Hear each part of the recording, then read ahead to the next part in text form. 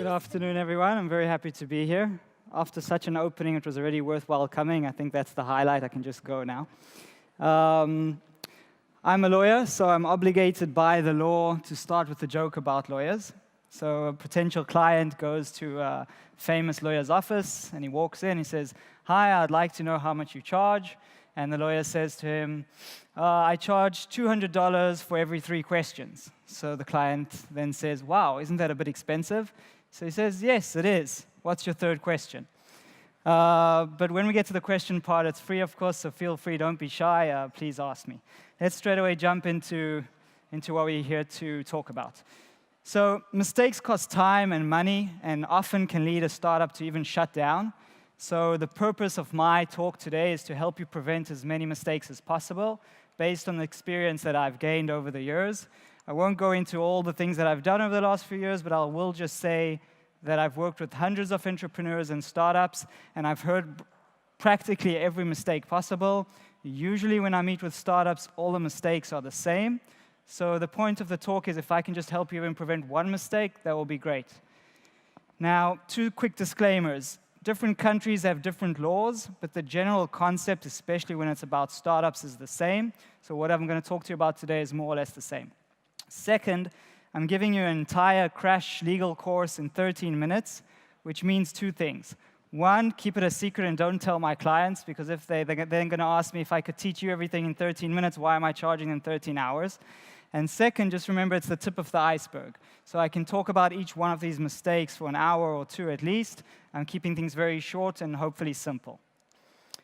Let's start. And feel free again to participate, and I'll be asking you questions along the way.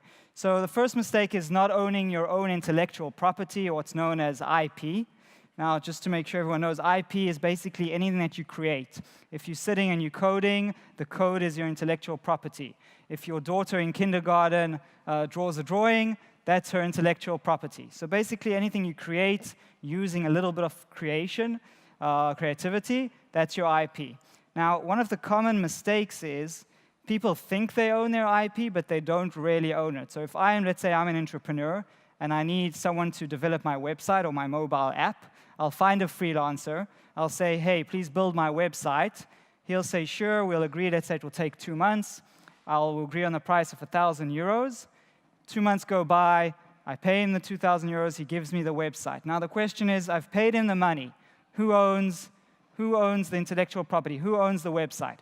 Who thinks the entrepreneur owns the website? I paid him, so I own it, right? Who thinks that the freelancer, the person who programmed it, owns the intellectual property? So the default in law is that whoever created the intellectual property, whoever created, in this case, the code, the website, owns that intellectual property. So I'm the entrepreneur. I think that I've paid you, and now I own the website. But based on the law, the freelancer is the one who still owns the website.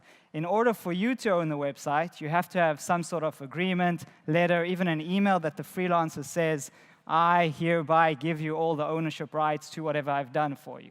And I'll talk about this in a minute when I talk about the solutions, but this is one of the most common mistakes when people come to me and we start talking and I start asking them questions. We find out that they don't really own their IP, or it's not 100% certain.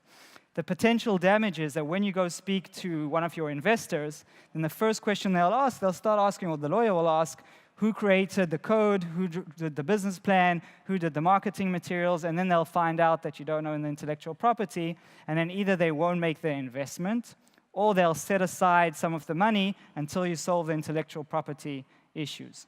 So this is a crucial point. Now, the solutions are simple. I divide them into 2. One is the practical solution. Whenever someone is creating something for you, make sure that you physically hold the materials whenever you can. So if it's a programmer doing code for you and it's taking 2-3 months, every time you reaches a certain stage or milestone, ask for a copy or have access to that code, just in case something happens and you no longer remain friends in the middle, you at least have a copy of what has been done so far. So that's the physical aspect. And then the legal aspect is what is called transfers or assignments of the rights. It basically means if I'm the freelancer, I say, I hereby fancy lawyer language, I hereby give you all the rights to whatever I've done for you, to the code. You can own them, you can use them, you can commercially make use of them, and so on and so on. This is kind of the legal side. There's a little asterisk star here. In Germany, you're not allowed to, if I create something, I can't assign you, I can't give you full ownership, but I can give you like an exclusive license saying, here, you can do whatever you want with it, I'm not going to use it, feel free to use it. So this is crucial that you make sure this is covered. The second mistake is IP infringement, intellectual property infringement. And the classic situation is when I'm sitting with entrepreneurs and I say, okay, I see you already have a terms of use or privacy policy on your mobile app or on your website. And I ask them, where did you get the document from? And then what do they say? Well, there's another website, it's similar to ours, I went on, I took it, but don't worry, I changed a lot of the words, I moved things around, I changed the names, no one will know. Now, again, the document that they took, that they copied from, was created by someone else. That someone owns the rights, and you using it is breaching, infringing on their intellectual property. And the same thing happens with open source. I don't know if many of you come from a technological background. Open source basically is code that people program, they share on the internet because they want to develop it further as a community. And a lot of people, even programmers who work with it, think that because it's called open source, it's open and everyone can use it. It's not really the case. Open source is like any other creation. It comes with a very specific license of what you can and cannot do with it. And in some cases, the license says, if you use my code for commercial purposes, all the rest of the code that you've done has to be publicly exposed. So if you use 10 lines of open source code in your 200 lines of programming code, then you may have to expose all your code, which obviously would mean that your venture is basically worthless. So now, why is this a mistake? One I already mentioned. It's copyright infringement. You can be sued, can get in trouble if they catch you, of course. And secondly, if you're taking terms of use or privacy policy or other legal documents and doing them themselves, then you're taking away the work from us, the lawyers, and you know we like to drive around fancy cars, so please don't take away our work. That was my medium joke, so I'm hoping it's warming up. The solutions are pretty simple. If you want legal documents, you have a lot of websites that enable you to download legal documents for free or at a very small fee. One of them is Rocket Lawyer. It's a pretty good website. The same with pictures. You have a lot of websites where you can download pictures instead of taking them from Google. Again, using pictures from Google, it's not free. You're not allowed to do it. Most people aren't aware of that. Regarding open source code, each piece of code comes with a license. Just make sure the license says that you can use it for commercial purposes as well, and then you can use it in your startup.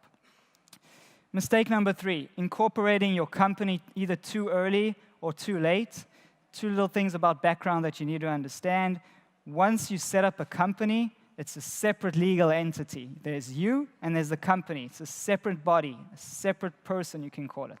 The second thing is, whenever you get something of value in life, let's say you're working and you get your salary, what happens? The tax authorities come, they say, good morning, you got a salary, please give us our share of your salary. Now, it's important to remember this to understand the next point. Setting up the company too early has 2 problems. One, it's a bit of a bureaucratic headache. You have to file the forms, you have to register, you have to have an accountant, usually you have to have a lawyer to help you. And when you make decisions as a company, they have to be formal decisions so that you can later report to the company register. The second aspect is that it costs money. You have to pay your lawyer, you have to pay the accountant, and you have to pay the registration fee or the renewal fee. So if you don't really need to set up a company, it's better to save the time and money. Registering too late has 2 aspects. One, if you see the guy standing above the sharks, until you've registered a company, the person who is liable, the person who takes all the responsibility is you yourself. So if something goes wrong with your mobile app or your dating app and someone's upset, they're going to sue you personally.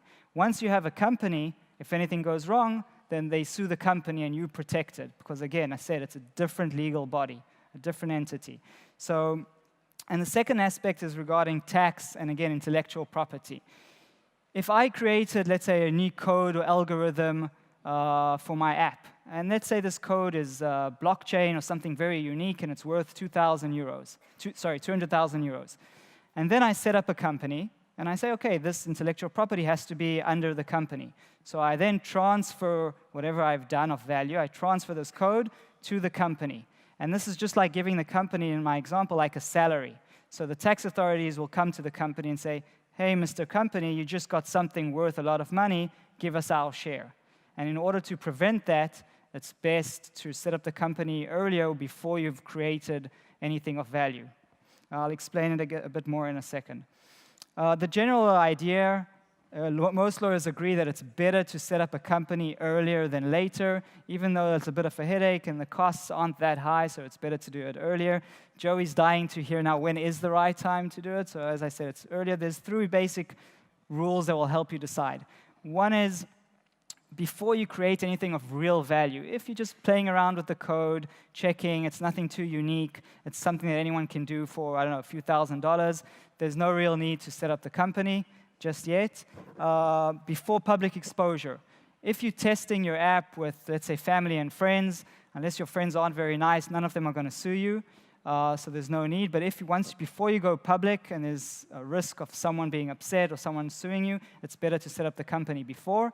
And again, the general concept is if you're just at the I have an idea stage, you're just playing around with the idea, checking the market, there's no need, it's too early. Mistake number 4, and this is a classic, not having a founder's agreement. Now, I'm curious, how many of you have been in romantic relationships that have lasted less than, let's say, less than a year? I've been in a few. Okay, see, there's a lot of people that have been as well. So, and now I have a second question that I need your help with. In a founder's relationship, a relationship between founders, do you have this? Usually not. How about these? Also usually not between founders. How about this? Also not. So what amazes me is if romantic relationships often they last less than a year, even though you have the flowers, you have the chocolates, you have the jewelry, and if you're lucky, you have the sex as well, they still don't last, they last less than a year, then why do time and time again founders believe that their super stressful, professional, underpaid, usually no sex between founders relationship is going to last longer? Because in about 30% of the cases, it doesn't. They usually end up in one of the most popular agreements I help customers draft is a separation agreement, kind of a divorce, and it gets ugly.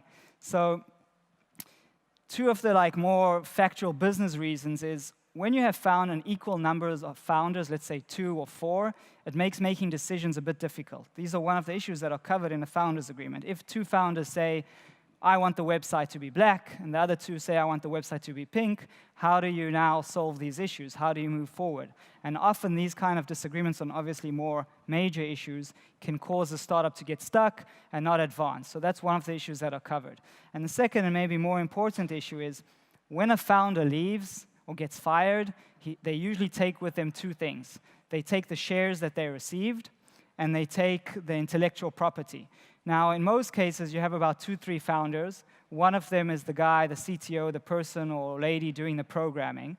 And so imagine you have one of the founders, he or she did all the programming, which means if we go back, they're the owner of the intellectual property, unless you solved it in a founder's agreement or different agreement. And now they decide they got an amazing job offer from Facebook or Google, and they decide to leave, even if you're still friends. When they leave with their intellectual property. So if they coded everything and they're leaving with the full rights to that code, your venture, your startup is left with nothing. The same with the shares. If they leave with a large amount of shares, you have a problem. You're going to be at the end of this, I won't get into it, it's complicated, but at the end of the stage with all the investment rounds, you'll be left with a very low amount of shares. You'll also have a founder who's out of the company, not doing anything with a large chunk of the shares. All these issues are solved in a founder's agreement, and that's why it's crucial. The solutions are very simple, kind of obvious in this case. Talk about the expectations from day one. Ask the difficult questions, go over them, and make sure that you're aligned with each other and you understand each other and what everyone is supposed to do. Second, have a founder's agreement, or at least, and I think I invented this word, I'm not sure, an email of understandings, just something that covers the main points. And when you have a founder's agreement, these are the 5 issues that you need to cover. Dividing of shares, which is usually done, how are you going to give the shares? Is it based on milestones? Is it done every quarter, every 3 months, or any other way? Second, the transfer of the intellectual property, which means from day one, we agree that everything we create belongs to the startup or the company to be, or the existing company. How someone departs or how you fire a founder. Decision-making, what happens if you have 2 against 2? Do you have a third party who helps you decide? There's a lot of different mechanisms, systems that can help you. And of course, the roles and responsibilities. I'm going to sit back, have Heineken's a whole day. You're going to do all the work, the programming, and so on and so on. And we're going to split the profits. Questions, please. And again, don't be shy. It's free.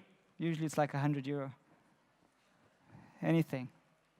You have to even, what did you say in the first point? You're talking too fast, I don't understand. Yes, please.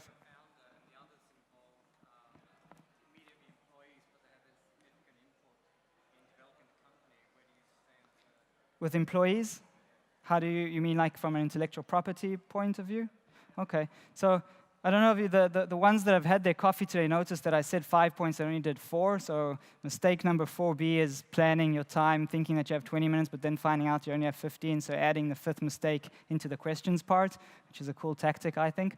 But just to keep it short, employees, it's very important that you understand. First of all, you need to make sure to know if he's an employee or if it's a freelancer, or some people think there's a volunteer, which is no such thing. But and you have to, again, you have to sign all of them. This is one of the most crucial and simple documents, that anything that they create belongs to the startup or to the company to be in the future before they start creating it. Is that the direction you were aiming at? Yeah. And a second thing, if you work with freelancers, and this is very important, you need to make sure, again, that obviously they sign and say that everything I create as a freelancer is yours, but you also need to ask them if they work at another company. Because if I take a freelancer, a lot of freelancers, they're working in other day jobs. So if you have a freelancer who works, let's say, at IBM or Facebook, I promise you that he has a big contract, about 70 pages, and in that contract it says with Facebook 2 things. It says, 1, you're not allowed to work in other places, and if you do, it's breach of contract, you're breaking your contract. And 2, it says anything that you create while working at Facebook will belong to Facebook. And even though it's a small risk, but what might happen is they might say, especially if you're in a kind of competing area, if he's working for you and creating something, and Facebook might come and say, Facebook is just an example, Facebook might come and say, he created it while he was working for us, it belongs to us. Again, that's less often. They usually give some freedom if it's outside of the working hours, something that you need to be aware of. Please.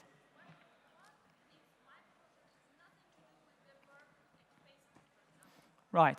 So it really depends on the exact wording in your agreement with Facebook, for example. If they say anything, some contracts are very, very scary. They say, even if you're working outside of work hours, on your own laptop, at home, on the weekend, it will still belong to us. Those are maybe like 2, 3, 4% of the contracts. Most contracts limit what you do as long as they're related to the company or while you're working at the company with the company's equipment. But just take into account the words while you're working at the company, and sorry for being a lawyer, but while you were doing the freelance project, you were still working at the company. You were still employed by the company. So it's a bit of, it has to be very clearly defined, because technically you're still working at the company while you're doing something. Again, it's at the end on purpose because it's less of an issue, but it is wise to make sure to check where your freelancer works in addition. And I didn't write it here, but the solution is to remember 3 things. With employment law, it's wise to invest money in getting legal counsel. A lot of other issues you can manage on your own. Even though I'm a lawyer, I'm saying that. There's no such thing as a volunteer. Whatever you think, there's no such thing as a volunteer. I hear time and time again, and I'm almost finishing, that I asked founders, like, who's the team? They say, oh, it's the 3 of us. I say, cool. Who's doing your marketing? And they say, well, we have this wonderful lady. She's called Mandy. She's a student. She's studying marketing, and she just wants to get some experience, so she's helping us with the marketing. I say, that's awesome. How does she work? Well, she comes to our offices 9 to 5, works on our computers, and she's so cool. She does everything we ask her. And then I tell them, no, that's not a volunteer. The law will define her as an employee, and you'll have to pay all her rights. So it's just important to remember there's no volunteer. And the last thing, freelancers, as you can see with the puppy, the dog here, they have to be completely free. They have to work with others, preferably provide invoices, and so on and so on. Any other questions? If you didn't see there in the very beginning of the slide, there was a disclaimer. Anyone who's sitting and listening to this talk has to do 2 things. One is donate their kidney for €1 to me, and one is to buy me a drink afterwards. So if you have any other questions, I'll be outside afterwards. Thank you very much for your time, and good luck and well done.